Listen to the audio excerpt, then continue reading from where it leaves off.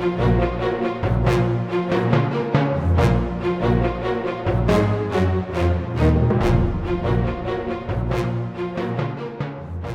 the Imperial War Museum, Duxford, near Cambridge in England, is a diorama featuring a crashed Messerschmitt Bf 109 under guard in 1940. The story behind this scene is not well known to visitors, but worth examining.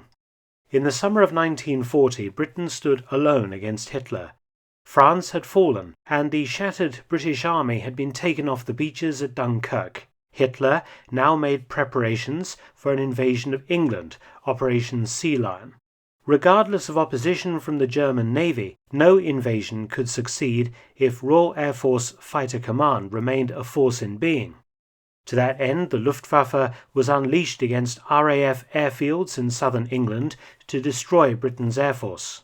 But the attempt failed in the face of heroic efforts by the Spitfire and Hurricane squadrons during the Battle of Britain, and Hitler tried bombing London in an effort to break Britain's will to resist.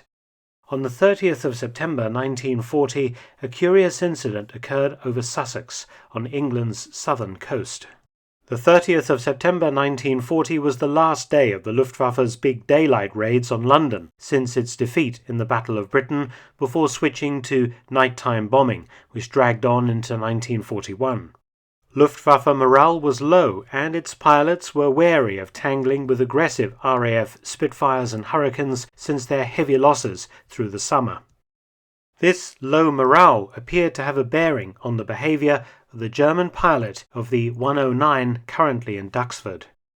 The aircraft at Duxford, a Messerschmitt Bf 109E, was built in 1939 and delivered to Jagdgeschwader 26 at Marquise Est in France in mid-1940. Gruppenkommandeur Karl Ebighausen flew the aircraft, scoring several victories in this and other Bf 109s. His 5 kill markings remaining on the tail after his death, when it was turned over to 22-year-old Unteroffizier Horst Perez, a new and inexperienced pilot. The command insignia was painted over, and it was assigned to the 4th Staffel of JG-26 as White 4. On the 30th of September 1940, Perez took off in White 4 for a Freierjagd, or free hunt, over southern England, a fighter sweep looking for targets of opportunity. Perez's aircraft was bounced by a Spitfire flown by Sergeant Donald Kingerby, who already had 3 German aircraft damaged to his credit. The Bf 109 apparently being hit in the fuselage and the cockpit and the port wing. Perez decided to make a wheels-up belly landing in a farmer's field near the village of Eastdean in Sussex, his propeller blades being bent back as White 4 crash-landed.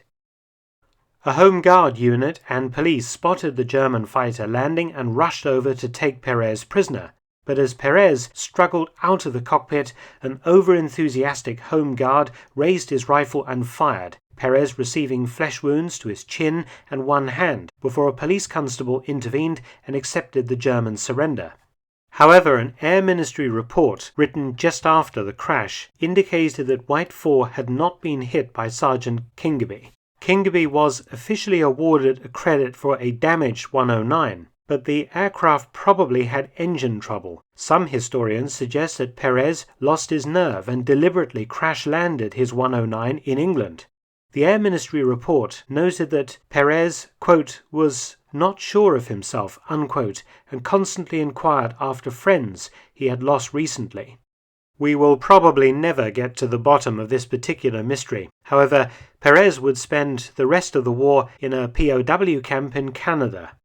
White 4 was quickly assessed to be in good condition and was not scrapped. It was decided to ship the 109 to North America to take part in a Bundles for Britain campaign tour, raising money for the British war effort in Canada and the United States. People who donated could scratch their name into the fuselage. Arriving in Nova Scotia in January 1941, the 109 was sent by rail to New York City in June. At the war's end, it was delivered back to the Canadians, who placed it in long-term storage. In 1961, the Canadians deemed that the 109 was surplus to requirements and unrepairable, and sold it to British enthusiasts who shipped it back across the Atlantic to the UK. Several attempts to restore the 109 failed, and in 1997 the Imperial War Museum bought the 109 with assistance from the National Heritage Memorial Fund, and the Aircraft Restoration Company began preservation. The port side or left side of the 109 has been restored to how it looked when Perez delivered it to a British field in September 1940. The starboard or right side remains unrestored and covered in graffiti from its wartime tour to Canada and the US. A few pieces, such as wing flaps and ailerons, were manufactured from scratch, and Flugwerk in Germany built a new tail assembly, except the horizontal stabilizers, which are original. White 4 now forms a diorama of the Battle of Britain hangar at the Imperial War Museum, Duxford, showing her capture by the British in 1940. Thanks for watching. Please subscribe and share, and also help support my channel at PayPal and Patreon. Details in the description box.